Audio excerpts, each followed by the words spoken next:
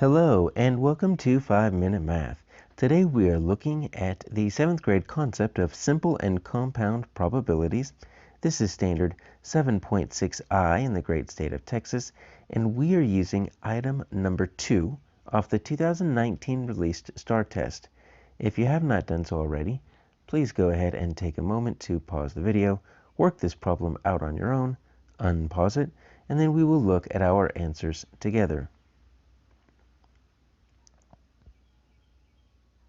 So Narissa has 5 pink bows, 1 blue bow, and 4 purple bows, and she randomly chooses 1 bow from the box. So what is the probability that Narissa will choose a purple bow? Pretty straightforward problem. This is a simple event simply because we've got one result that we're looking at. So let's put our pinks here. 1, 2, 3, 4, 5 pinks. I guess I have to make those PIs. And then I've got a blue. And I've got 4 P little u there. All right, so those are my boxes. That's my box with my bows. And it's a simple event. What am I going to grab? One of these 10.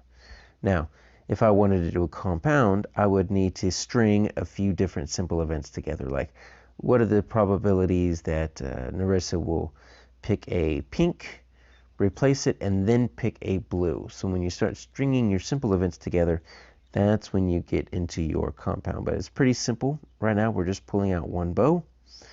And you notice they ended up in a nice little array here. And so we're looking for purple.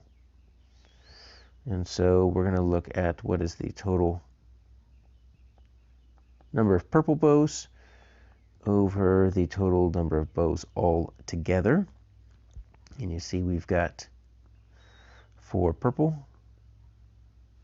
And we've got 10 total. 4/10, not an option. I do see a 1/10, but that's not going to be helpful because I want 4/10. So we need to simplify here. They're both even. Let's reduce by 2's. There we go. 2/5. So G is going to be our answer.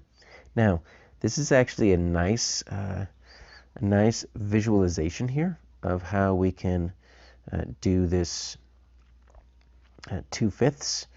So let's say I break this up into 5 chunks. Now I have to make my chunks a little bit weird because I didn't put the purples up on top of each other. But you notice I've got 5 chunks of 2 right here. And look at my purple. They're going to take 2 full chunks out of the 5. So that's a nice visualization of 4/5 being equal to 2/5. So let's see what these other options are. So F is going to be 1/2. Let me multiply that by 5. So let me get that back up to a denominator of 10 to see what that looks the closest to. 5/10. All right. So 5/10. Oh, that is pink right there. And take a look. That does make sense. That's a nice, easy 1/2 right there. So the top half is pink. The bottom half is purple plus 1 blue. Definitely do not need this, though, because we're not looking for pink. We are looking for purple. And so we've got 1/10.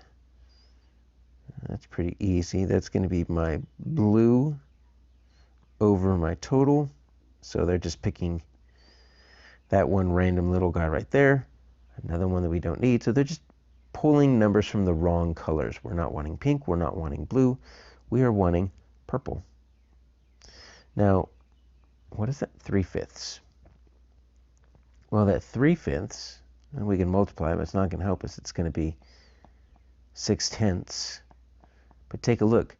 This is actually the complement. So they gave us the complement. This is, what is the chance of not picking the purple? Look, I've got 1, 2, 3/5. So 3/5 is our complement, but we're not looking for our complement of not picking the purple. We're looking for picking purple. That's G, 2/5.